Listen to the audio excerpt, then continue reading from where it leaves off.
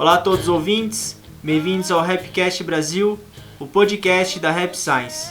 Meu nome é Gabriel e o tema de hoje será Entenda a Força do Subconsciente. E aqui comigo está a Sayuri.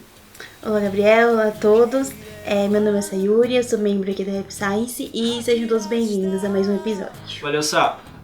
Bom, lembrando que quem puder se inscrever no canal do YouTube, o HS Live Brasil, vocês podem se inscrever para estar sempre atualizado das novidades e também poder receber o podcast frequentemente. É sempre bom quem puder se inscrever, por favor. E também lembrando que tudo que é falado aqui a gente extrai dos livros e das palestras do mestre Ryu Hokawa. E então é sempre bom a gente lembrar que a gente estuda o que ele fala, pratica e busca compartilhar com os ouvintes de maneira que seja prático no dia a dia. O tema de hoje é sobre a força do subconsciente. Creio que subconsciente seja um assunto que todo mundo, na verdade, já ouviu falar, mas não sei se há uma certa profundidade de entendimento. Enfim, tem o Joseph Murphy, que explica muito, ele é o pai do subconsciente, assim, ele que entende e explicou em vários livros, e o Mestre Hokawa também, nos livros como, por exemplo, Think Big, entre outros, ele também fala sobre o uso do subconsciente. É sobre isso que a gente vai falar hoje. O primeiro tópico é como os pensamentos transformam a sua vida, e a Sá vai ler um trecho do livro Think Big pra gente.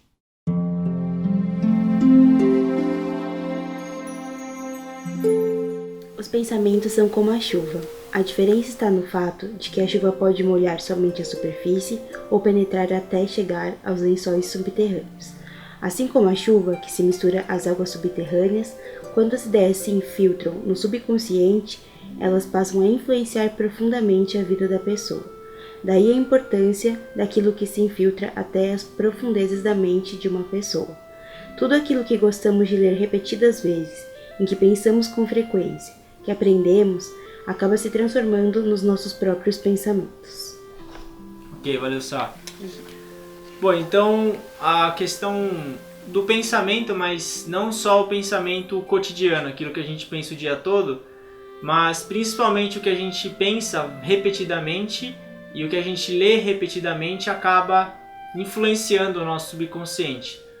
Por isso que, como o Mestre Hokawa citou nesse exemplo, é igual a água da chuva. A água da chuva ela não só fica na superfície, mas ela também permeia os lençóis freáticos e, por exemplo, se você tem algum tipo de contaminação nessa água, ela acaba contaminando também o lençol freático. No caso da nossa mente, se a gente tem acesso a muita informação negativa e fica, mesmo filme, fica vendo várias vezes coisa ruim, negatividade, o nosso subconsciente ele começa a ser encharcado com isso.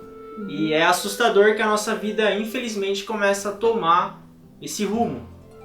Sim, eu acho que esse sentido que ele fala de que começa a influenciar é porque tudo que vai ficando, que a gente vai guardando profundamente, né, que ele fala, essas ideias repetidas, coisas que a gente aprende, as coisas que a gente tá sempre lendo, vai ficando no nosso subconsciente, e isso vai fazendo, de certa forma, influencia a maneira como a gente age, né? Então isso que vai construindo, vai influenciando tanto a nossa vida. E por isso que a gente tem que ter muito, como você falou, muito cuidado, prestar atenção, filtrar, né, as informações, tudo que a gente coloca pra dentro, né? Porque às vezes a gente acha que não, mas tudo isso vai indo lá pro subconsciente, né? Então, principalmente, eu acho que a leitura hoje, ou o tipo de informação que a gente recebe através dos olhos e ouvidos, a gente não imagina o quanto isso influencia a gente. Por exemplo, se a gente sempre conversa com pessoas que são muito negativas, ou pessoas que acreditam que, por exemplo, vai acabar o mundo, que o mundo não tem mais jeito, que a vida é um caos, que tá tudo errado.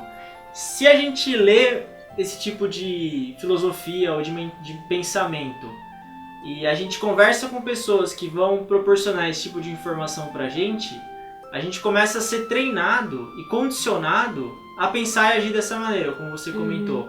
O subconsciente, ele é condicionamento. Você começa a se condicionar a pensar de certa maneira. Até agora a gente tem falado da parte negativa, claro. Sim. Mas por outro, o que é interessante do subconsciente é que ele não decide o que é bom ou ruim. O subconsciente ele só faz. Ele é um excelente servo. O Murphy, inclusive, fala que é igual um cavalo selvagem.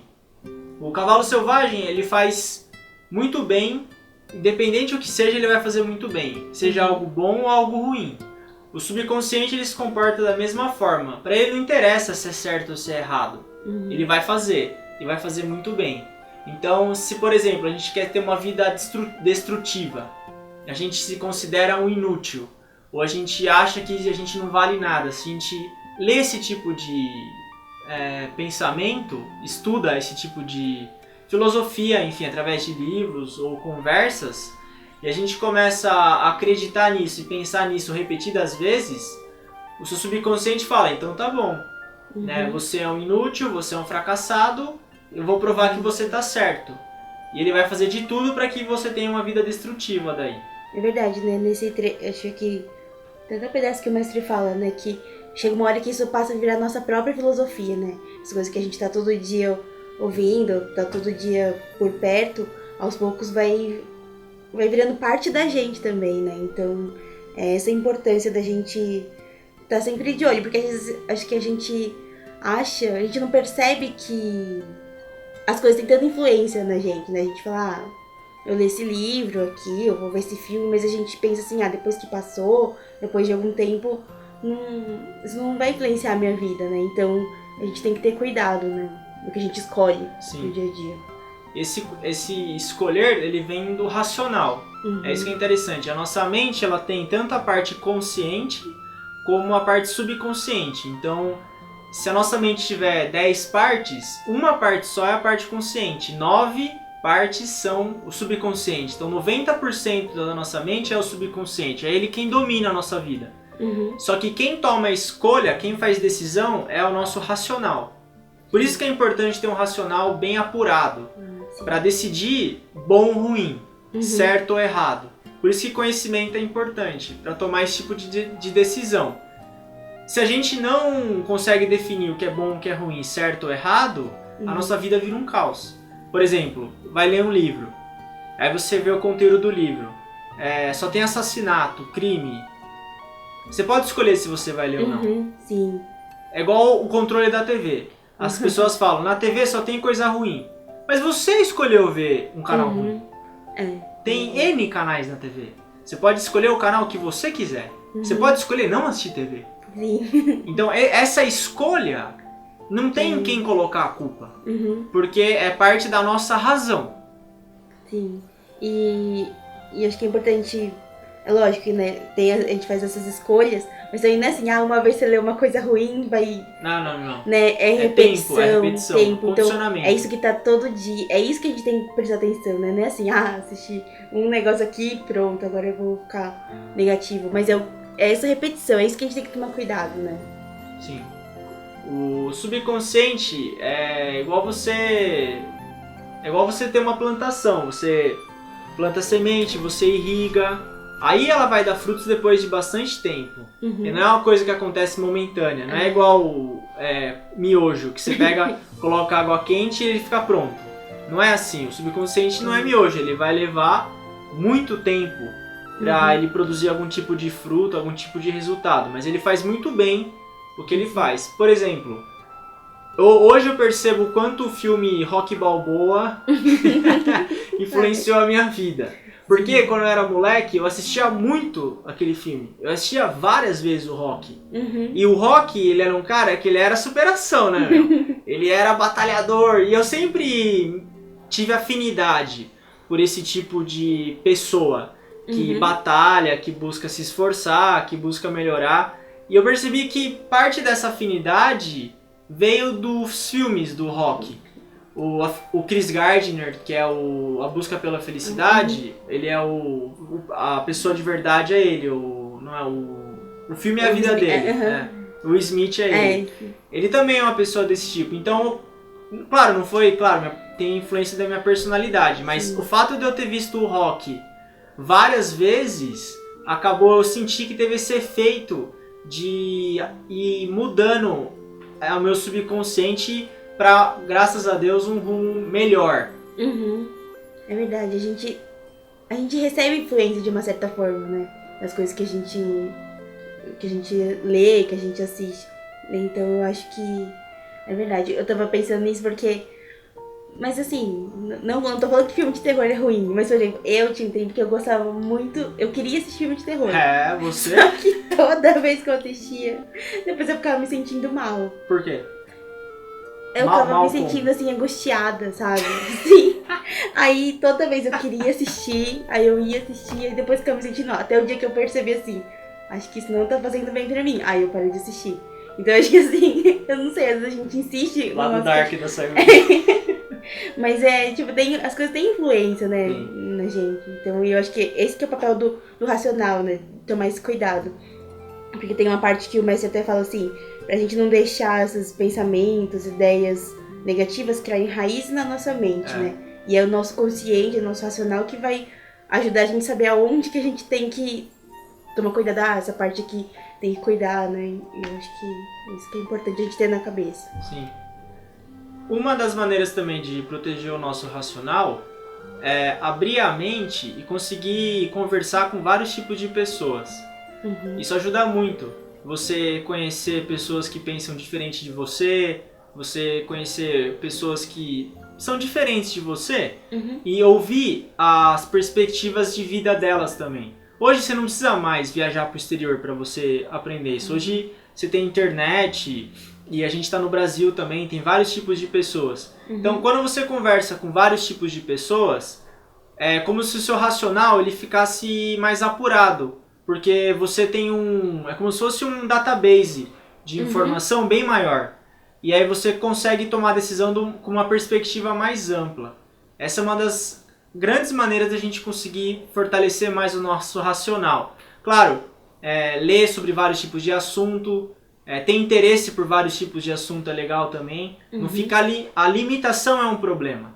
Quando você se limita a só conversar com um tipo de pessoa, ou você se limita a ler só um tipo de assunto, você acaba limitando muito a sua perspectiva e o seu racional ele pode ser afetado. E aí você pode tomar decisões erradas por causa disso. Nossa, achei bem interessante. Porque acho que eu nunca tinha parado pra pensar que pode ajudar o nosso racional quanto mais a nossa mente for aberta, assim, né? Sim. Achei bem interessante. Porque quando você tem várias perspectivas diferentes, a sua tomada de decisão muda.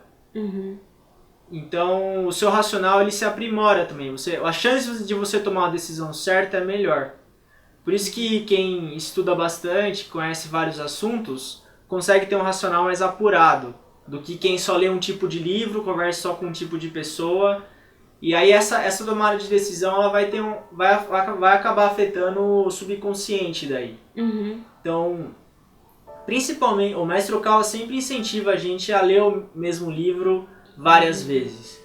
E isso, ao longo prazo, ele vai encharcando mesmo a nossa mente e vai mudando o nosso comportamento sem a gente perceber. Muitas vezes a gente pode falar, mas é difícil eu mudar o meu comportamento. É difícil eu mudar um hábito ruim. Porém, se você lê o mesmo livro várias vezes, um livro que você gosta muito, se você ouvir várias vezes o mesmo áudio, ver o mesmo filme, isso vai condicionar a sua mente e em algum ponto, em algum momento, você muda, mesmo sem perceber. Não é uma mudança instantânea, mas em algum momento você muda, por causa dessa infiltração que ocorre no subconsciente, essa cria raízes, como você comentou. Eu acho que você falou agora um outro ponto, né, que era do lado bom, né? Então tudo que a gente lê de coisas boas, vê palestra, tudo isso de uma certa... Mesmo que a gente pense assim, ainda continua o mesmo, mas dentro, né, vendo pro subconsciente, isso vai mudando aos poucos a gente, de uma certa forma tudo fica lá, né, também. Então, também tem aqui o outro exemplo, né, que você tava falando que os pensamentos são como sementes. É isso, né, que tipo, você plantar sementes boas, vão dar frutos bons. Então, sim, é isso que a gente tá fazendo quando a gente tá estudando, tá, tipo, buscando novos conhecimentos, né, então, é importante. Sim, buscando novas sementes pra gente melhorar os nossos pensamentos, porque na verdade são eles que vão definir a nossa vida. Eu lembro que quando eu estava fazendo vestibular, eu sempre tinha conversado com pessoas que não tinham passado. E isso parecia que ninguém nunca passava, sabe? Sim. Parecia que sempre ia dar errado. Aí eu li o livro de um cara que ele era muito experiente em prova, em concurso público. E ele escreveu o livro de uma maneira que, quando eu li, eu falei, peraí, acho que uma pessoa igual eu, um ser humano normal, que tem cérebro, almoça, sei lá, eu sou uma pessoa normal, igual qualquer um. Na hora que eu li o que ele escreveu, eu li muitas vezes o livro dele. Eu me convenci, por ler várias vezes, eu me convenci de que era possível. E aí deu certo no fim das contas. Então, a gente tem que saber muito quem a gente lê também. Porque se você lê uma filosofia ou um pensamento de alguém que tem uma influência muito forte em você, e isso é uma coisa ruim, por exemplo, a pessoa convence que você não tem alma, que você é um aglomerado de matéria. Se você lê algo dessa maneira e você acredita nisso, já era. Quem vai te convencer daí de que não é? E pessoas que pensam dessa maneira, quando partem para outro mundo, por desconhecimento, não conseguem ascender para o mundo celestial. Então a gente tem que tomar muito cuidado com o que a gente lê também. O tipo de pessoa que a gente lê, até mesmo o tipo de música que a gente ouve. Porque isso vai afetar mesmo a nossa maneira de pensar e isso vai mudar a nossa vida daí. Então essa escolha ela é extremamente importante. É importante a gente, primeiro, ter consciência de que os pensamentos transformam sim a nossa vida. O pensamento não é uma coisa abstrata, ele tem força física, ele muda o teu corpo, ele muda a tua realidade, ele muda tudo. Então levar a sério mesmo a maneira como a gente pensa. É porque tem aquela sequência que você fala que eu sempre esqueço qual que é a sequência. Porque é isso, né? A gente pensa... pensamento é uma coisa abstrata. Mas o que a gente... Muitas vezes o que a gente sente, o que a gente vai fazer... Aí, né... Pensamentos, palavras, ações, hábitos e comportamento. E tudo começa com o pensamento, tudo. Né? Então, por isso que a gente sempre frisa muito da importância de a gente sempre estar de olho qual é a qualidade dos nossos pensamentos, o que a gente está pensando todo dia. Porque isso é basicamente o que a gente é, né? Desde milênios atrás já é falado que você é o que você pensa. O Emerson falava isso, o Sócrates também falava da importância dos pensamentos, os filósofos estoicos também falavam sobre isso. Então, realmente levar a sério a escolha dos pensamentos e também levar a sério, escolher muito bem o que a gente vai aprender. Sim. Quem era? O Andrew Carnegie. Ele falava que ele escolhia o que ele ia ler igual ele escolhia os alimentos. Então, da mesma maneira que ele levava a sério a nutrição dele, ele levava os livros que ele ia ler. Porque a gente tenta, claro, escolher da melhor maneira possível alimentos que sejam bons pra gente. O que a gente estuda, o tipo de informação que a gente ingere, tem a mesma, se não mais importância ainda na nossa vida. Então o Carnegie sabia disso, do valor que tem o conhecimento na nossa vida, pelo fato disso, a longo prazo, encharcar o nosso subconsciente e mudar o nosso comportamento. Por exemplo, pessoas que leem livros que condenam a riqueza, que acham que a riqueza é algo maléfico, ou que os ricos eles destroem o mundo. Tá cheio de livro imbecil desse. Se uma pessoa lê isso várias vezes, como que ela vai enriquecer ou como que ela vai melhorar de vida? Não tem como. Não tem, é verdade. Então, realmente, escolher o tipo de informação que a gente ingere no mesmo rigor que a gente escolhe os alimentos ou as nossas amizades, é extremamente importante para a gente conseguir ter uma vida melhor. E se quiser mudar de vida a partir de agora, comece por melhorar os pensamentos, e isso vem de uma melhora do que você lê, ou que você ouve ou que você vê. Então, esse é o start, é o primeiro ponto, começa aí. Bom, beleza, esse foi o primeiro tópico. A gente vai agora para o segundo, que é: utilize o subconsciente da maneira correta.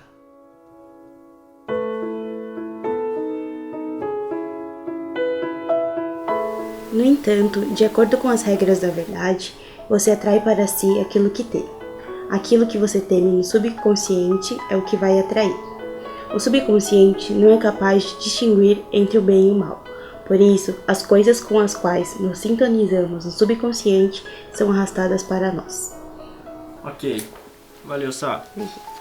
Então a questão do medo, ela é importante porque o medo, como ela é uma emoção negativa muito forte, ela acaba tendo uma influência no subconsciente.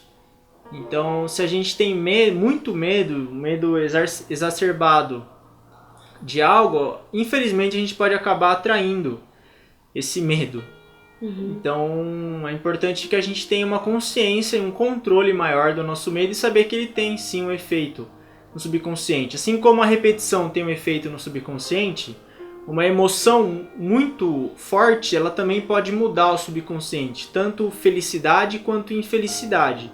Como o medo é uma emoção muito forte, ela pode afetar mesmo o subconsciente e mudar a nossa vida daí, e infelizmente acabar atraindo o que a gente mais teme. Isso é bem sério.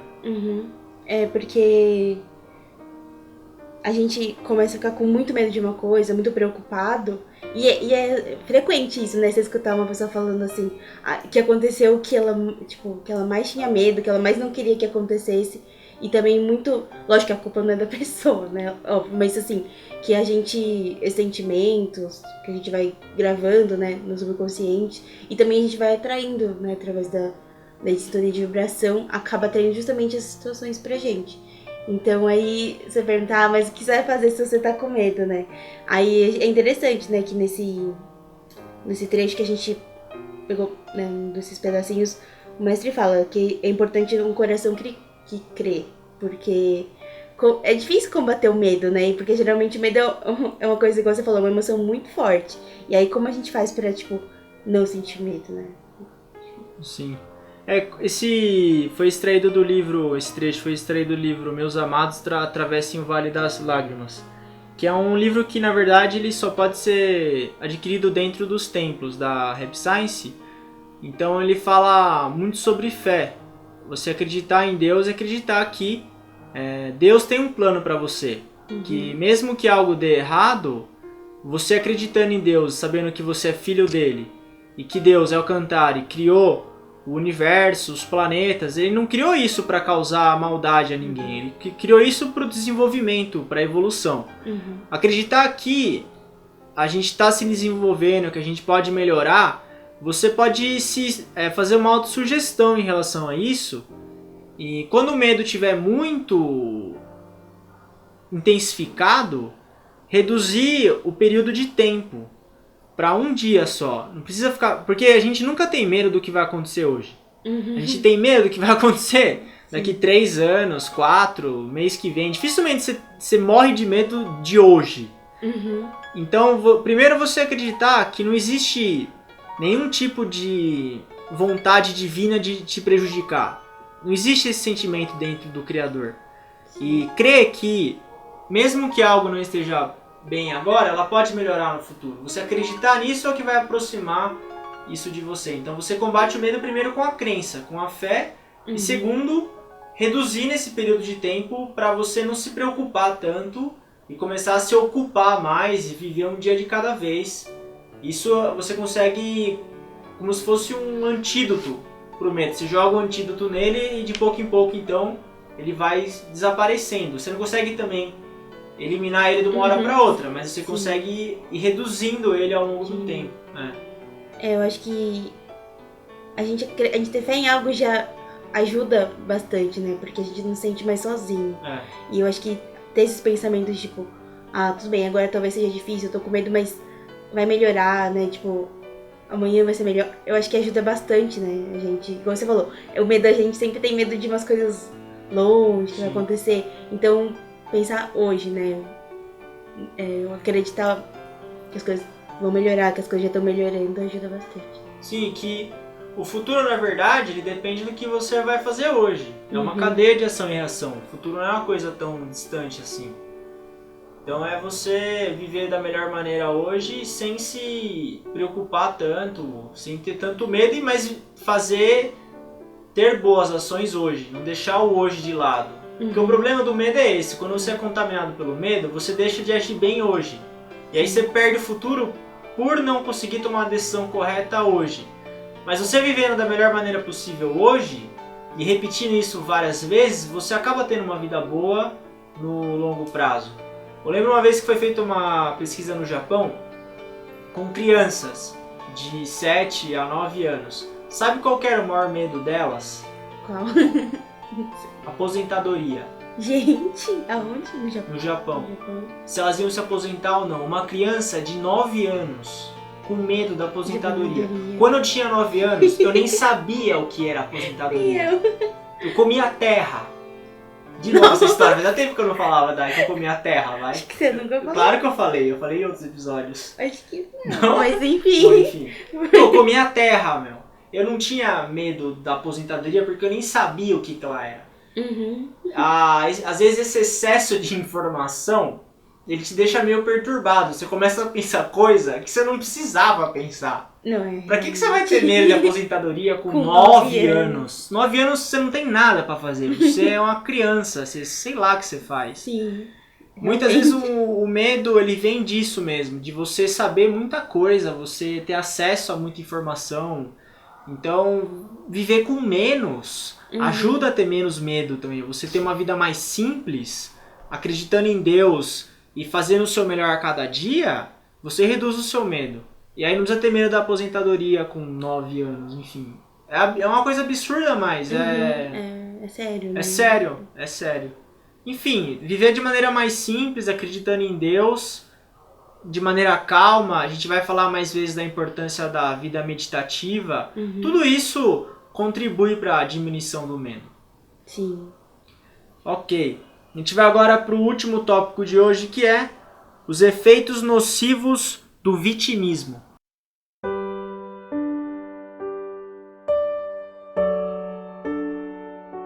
Aqueles que têm o hábito de achar que são sempre prejudicados pelos outros possuem uma característica em comum. Isto é, costumam exalar de si a atmosfera de uma vítima. Ou seja, eles emanam de si a atmosfera de um coitado. E essas são justamente as pessoas que mais expõem os seus pontos fracos ou as suas feridas, por onde serão atingidos pelos outros. Olha só. Isso aí é bem complicado, porque quando o subconsciente, por exemplo, quando a gente tem alguma experiência no passado que é ruim, seja na adolescência, seja na infância, quem sofreu bullying, por exemplo, sei lá, era muito zoado, quem, enfim, sofria, as pessoas acabavam de certa maneira judiando, assim. Acaba que carrega essa imagem, que na verdade o subconsciente foi afetado por uma experiência negativa forte. E exala mesmo essa atmosfera de coitado, de vítima. E eu não sei porque o ser humano, ele percebe isso, ele vai e ele judia mais ainda da pessoa que tem essa característica. Essa atmosfera de coitado, de vítima, e fica um ciclo vicioso, porque mais é judiado, mais se sente vítima. Isso é aquilo que a gente estava falando no começo. O subconsciente ele se expressa em comportamentos. Sim. Esse tipo de pessoa tem que acumular sucesso de alguma maneira para melhorar a autoimagem. É a única maneira, é com ação. Então você age, você busca algo que você é bom e você busca sair disso de alguma maneira. Por exemplo, tem pessoas que lidam com traumas de maneira positiva. Tem pessoas que, como se descontasse no esporte, por exemplo, ou algum outro tipo de atividade, para conseguir ter mais autoconfiança e ir mudando ao longo do tempo. A única maneira de reverter isso é com experiência, é com ação. Tipo um acúmulo de boas experiências, de pequenos sucessos, né? Vai conseguindo mudar, acho que um pouco esse sentimento que tá carregando no subconsciente, né? Porque, igual nesse trecho que a gente leu que fala assim, que aí a pessoa acaba expondo ainda mais os pontos fracos ou suas feridas. Então, fica, é igual você falou, vira um ciclo vicioso, né? Porque aí ela expõe que ela tem, vai, de mais negativo, aí as pessoas veem isso nela, então ela acaba se sentindo pior, né? E tem até um trecho que eu anotei aqui que falava assim, que é difícil você, como fala? Qual é o seu... Difícil falar uma pessoa que acredita que ela não tem valor, né? É difícil o quê? Ixi, como que era? É que eu anotei tudo com uma letra muito feia. Pera. Essa parte pode cortar aqui.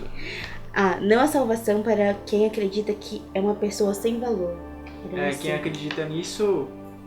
Realmente, enquanto a pessoa, ela própria não se convencer de que ela tem valor... É difícil. Não tem o que fazer. Uhum. Então essa questão do vitimismo, ela é bem séria mesmo. Então, é triste. É bem triste. Porém,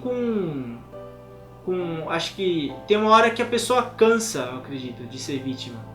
Ela vai vivendo, vai percebendo que aquilo não leva para lugar nenhum, ela começa a cansar e começa a querer mudar.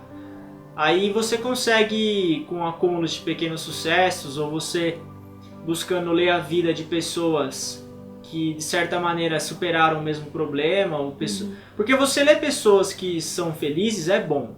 Porque você começa a acreditar que tem gente feliz no mundo. Uhum. E tem gente que mesmo passando por muitos problemas, aquilo não tornou elas vítimas de nada.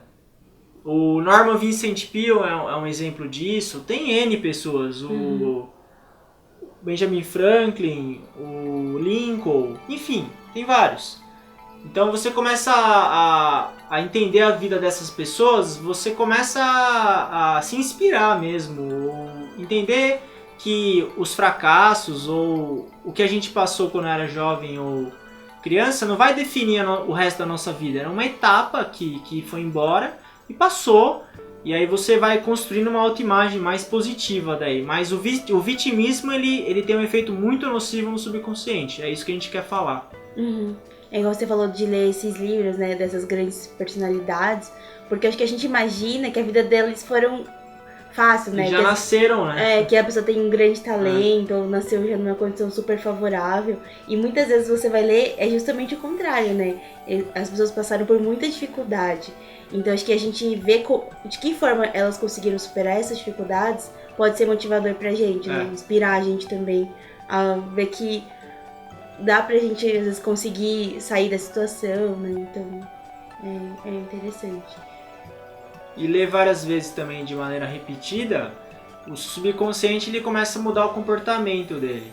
Ele começa a entender, como ele só obedece, ele começa a entender que você também tá entendendo que é possível você viver uma vida boa mesmo tendo passado por dificuldades. Que não é porque a gente teve sofrimento que a gente vai se entregar e ser vítima. A gente não é vítima de nada. O valor de cada pessoa ele é intacto. Cada pessoa vai viver a vida da melhor maneira que considerar. A gente não tem que se comparar com ninguém, não é vítima de nada. Por isso que essa busca pelo conhecimento, essa busca pela melhora, pelo desenvolvimento é importante. Para que a gente esqueça um pouco que é vítima. O vitimismo ele é maléfico, ele é bem negativo, bem ruim. Porque além de criar essa atmosfera, isso se reflete na maneira como a gente age, né? Aí você acaba afastando as pessoas. E aí acaba ficando pior, assim. Sim. Né? A pessoa que é vítima, ela tem muita autocompaixão, então ela busca muita atenção dos outros também. Sim.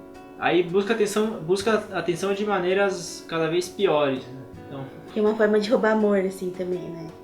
Então acho que isso que é importante, né? Da gente estudar, do conhecimento. A gente também, às vezes, prestar atenção dos nossos comportamentos. Tentar identificar se a gente, às vezes, em alguns momentos não age dessa forma, né? Então, sim.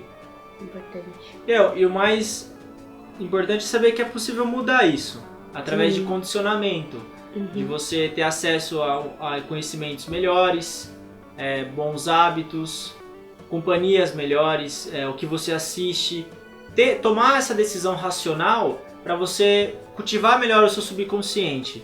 É igual um semeador que ele escolhe muito bem as sementes antes de plantar. Se ele quer ter frutos de laranja, ele não vai plantar manga. Então, mas ele tem que tomar uma decisão racional para escolher a semente certa. E assim como a gente também tem que tomar a decisão correta nesse caso. E aí a nossa vida consegue ter uma mudança muito grande de acordo com o que a gente pensa. E isso é a força do subconsciente daí. Você treinar ele, você desenvolver ele, condicionar ele, e ele vai fazer a mudança para você daí. Ele começa a trabalhar e mudar o seu comportamento. Então isso é incrível, na verdade. É uma força que a gente tem dentro da gente muito grande. Porque às vezes a gente não tem ideia do tamanho dessa força, né? Exatamente. Porém, agora estamos tendo. Espero que sim. Mas tá sim. Sim, tá sim. Autoconfiança. Sim. Sim. Bom, então é isso, Sá. Agradeço a sua companhia. Então hoje a gente falou sobre a importância dos pensamentos, como utilizar o subconsciente da maneira correta, como evitar o vitimismo, como vencer os medos. Enfim, abordamos uma série de assuntos. Agradeço a você pela companhia e a todos os ouvintes por sempre estarem ouvindo e pelo carinho também. Muito obrigado. Obrigada, Gabriel, também pela companhia, aos ouvintes pela atenção. E só lembrando, né, que tem o nosso e-mail que é sp_sul@rap-science.org para vocês mandarem sugestão de tema, críticas, dúvidas. Pode mandar pra gente. É isso aí. Ok, valeu. Até mais.